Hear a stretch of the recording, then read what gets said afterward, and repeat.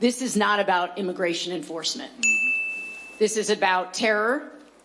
This is about retribution. This is about punishment. This is about vindictiveness. This is about giving a pretext to incite the Insurrection Act.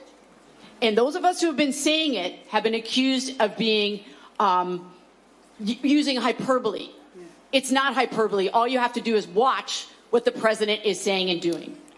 And so I want to just start by saying as well that we've heard from Minnesotans who have said, we are so glad that you're here, that we need Americans to know what is happening.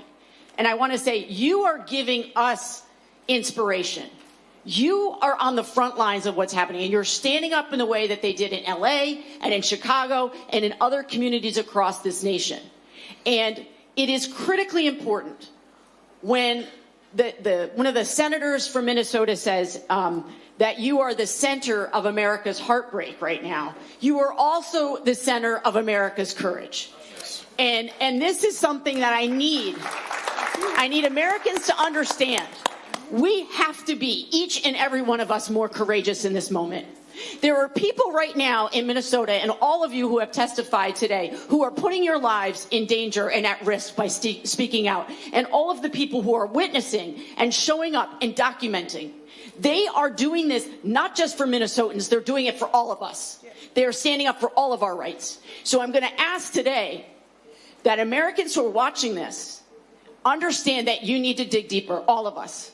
It's on all of us to protect this democracy and this Constitution. I also want to say, as a gay woman, I have not cried yet over Renee Good, because I know if I do, I'm not going to stop. And I want to say to gay people across this country and trans people across this country, your lives are not worth less. And to immigrants, your lives are not worth less. And people of color, your lives are not worth less, no matter what your government is telling you. And I know my colleagues, many of you know, I call myself a scrappy little for a reason. I'm not going to be intimidated. I'm not. And you're not going to keep any of us quiet. And I represent districts across this country. And I can tell you, I heard from Vermonters this morning, texting me, calling me, saying, thank you.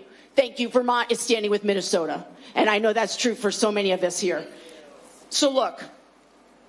I think I want to go back to something that Mr. Mayel went over, because I think there's so much misinformation about what it is that we can do as Americans.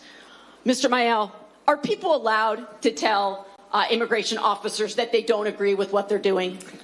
Yes, you're allowed to do that. Is it legal to blow whistles and honk horns to alert people of ICE's presence in your neighborhood? Yes, it's legal to blow a whistle and it's legal to honk a horn. Is it legal to peacefully record ICE officers in public? Absolutely. And what about following at a safe distance ICE convoys and reporting on where they are? Is that legal? If you're obeying traffic laws and not breaking and doing any unlawful conduct, it's legal to be on a public road driving your car.